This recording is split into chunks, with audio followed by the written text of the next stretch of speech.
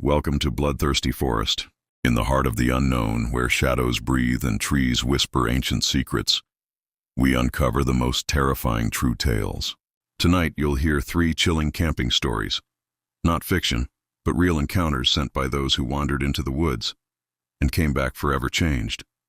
If you dare enter the forest with us, hit subscribe, ring the bell, and let the stories begin.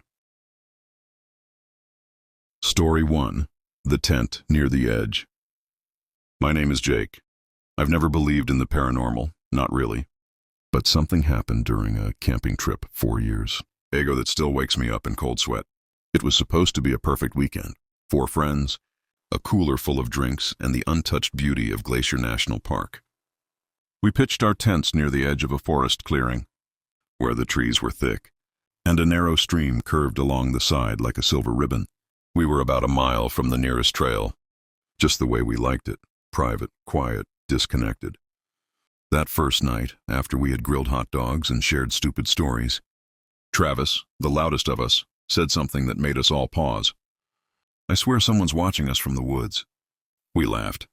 We thought he was trying to mess with us, but his voice wasn't joking. No, I'm serious. It was like a face, right behind that tree, gone the moment I looked again. We brushed it off and went to bed.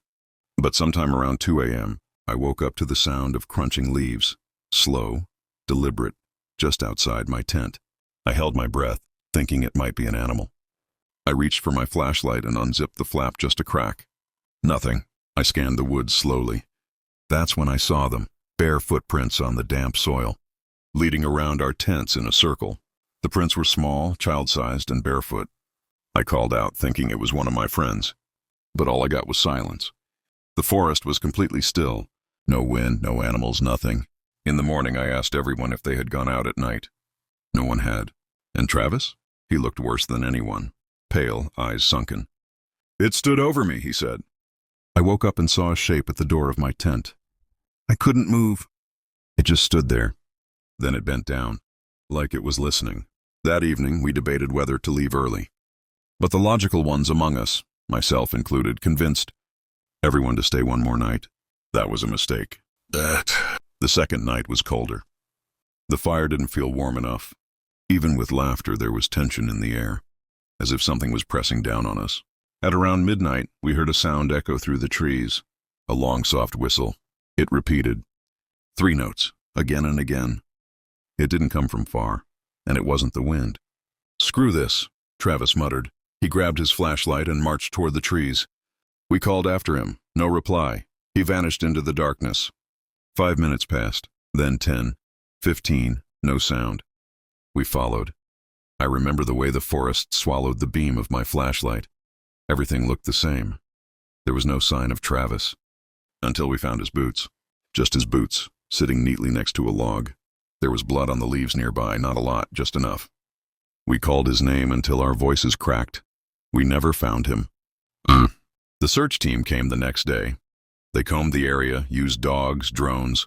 Nothing. No scent trail, no footprints, nothing.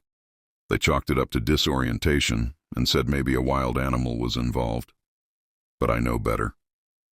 Because 2 nights after I returned home, I woke up around 3 a.m. There was dirt on my bedroom floor, and small wet footprints, leading up to the foot of my bed. Story 2. The Old Radio. My name is Melissa, and what I'm about to share with you changed the way I view silence, sound, and solitude. I used to love camping alone.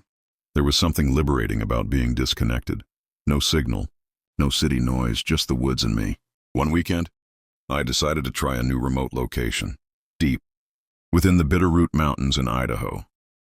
It was late September, the air crisp, leaves turning amber and red. I hiked for hours before settling on a small clearing near a cliff, overlooking a sea of pine trees below. It was perfect, or so I thought. As I set up camp, I found something strange tucked under a pile of leaves, a small vintage radio. It was old, cracked, the kind with a turning dial and a heavy antenna. It shouldn't have been there.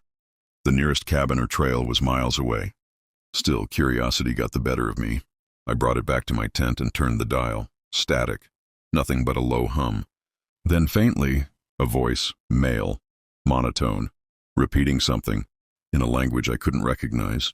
It wasn't English. It wasn't Spanish. It wasn't anything I'd ever heard. I turned it off, thought it was creepy, but I kept it. That night I woke up to a strange sound. The radio had turned itself on.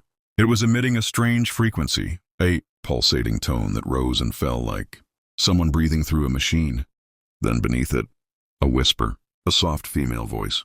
It said one word over and over. Melissa. I froze. There was no battery pack in the radio. I checked. I turned it off, this time yanking the knob until it clicked. Then I tossed it outside the tent and zipped the flap shut. I tried to convince myself it was a dream, but dreams don't leave muddy footprints outside your tent. When morning came, I found the radio sitting upright at the entrance of my tent, like something or someone had returned it. The ground was soft from dew, and there were faint prints, barefoot, surrounding the tent. They circled like the person had paced around, listening. I left that day. I packed everything, barely stopped to eat or drink. But the radio? I didn't take it. I left it sitting on the tree stump where I'd first found it. That was mistake number 2. That night, back in my apartment, I thought I heard static coming from the corner of my room. There was no radio, no electronics, but the noise was there. Then, a voice, same language, same breathy tone. And then again, Melissa. I checked every socket, every speaker, nothing. I barely slept. The next day, I went to the thrift store across town to distract myself. While flipping through an old electronics bin, I saw it. The same radio. Cracked dial, bent antenna. There was a note taped to it. It doesn't want to be left alone. Since then, I've tried everything. Burning it, throwing it in the river, smashing it, but it always comes back. Last week I found it sitting on my car dashboard, even though I lock the doors every night. And now, at 3:33 a.m. it turns on by itself, and I'm not the only one it whispers to anymore. Story 3. The Eyeless Woman. My name is Alex. For the past 5 years, I worked as a wilderness guide for college students and out-of-state campers exploring the Pacific Northwest. I've led dozens of trips through all kinds of terrain, coastal cliffs, dense forests, ice-covered ridges. But there's one trip I'll never forget. It was a fall weekend, damp, foggy, and unusually quiet. I was leading a group of 6 students through a state forest near eastern Oregon, a lesser-known area. No cell service, no traffic, the kind of silence that made your own heartbeat feel loud. Everything was going smoothly until the second night. Around 11 p.m., one of the students, Jamie, left the group campfire to find a secluded spot to use the bathroom. She had a headlamp and a whistle, as we always required. She didn't come back. At first, we assumed she got turned around in the dark. It happens. We grabbed our lights and split up. I stayed near the fire in case she returned while the others fanned out into the woods. But then, the woods stopped making sound. No wind, no insects, no movement. It was as if the forest was holding its breath. And that's when we heard it, knocking, slow, rhythmic knocking, like someone tapping their fingers against a wooden wall, except there were no walls. 15 minutes later, one of the students ran back, pale and shaking. He said he saw a light in the woods, a cabin. Not on the map, not visible from the trail. He swore Jamie went inside. We followed him, deeper and deeper, until we reached a clearing. There it was, a rotted wooden structure, old-leaning, covered in ivy. No smoke, no signs of life. Just a door slightly ajar and a dull orange light glowing inside. We called Jamie's name. No answer. I stepped in first. The cabin smelled like mold and damp dirt. Dust coated everything. It looked untouched for decades. But on the floor, right in the center of the room, was something that made my stomach twist. A fresh, clean white shirt. It was Jamie's. Then I saw her, sitting in a wooden chair by the corner. An old woman. Long, stringy hair, thin frame, pale skin pulled tight over her bones. But she had no eyes, just empty sockets, sunken black deep. Yet somehow, she turned to look at me. She doesn't want to leave, the woman whispered. Not yet. She's still listening. I backed away slowly. Every instinct in my body told me to run, but my legs refused to move. The woman stood.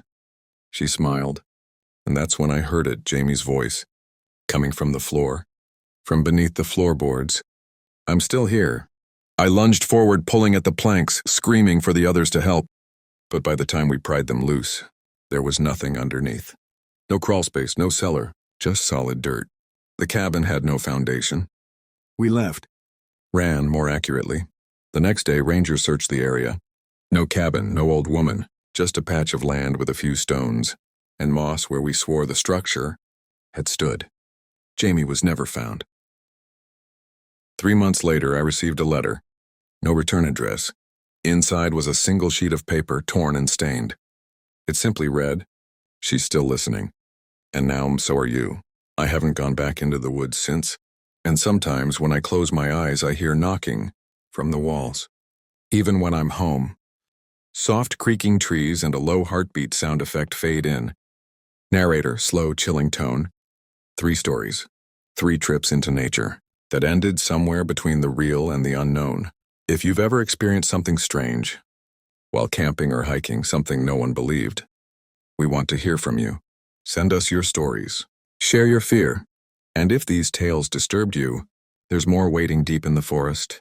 Subscribe to Bloodthirsty Forest, where the trees have memories and the shadows never sleep. Don't forget to like, comment, and hit the bell. Your next nightmare is just a story away.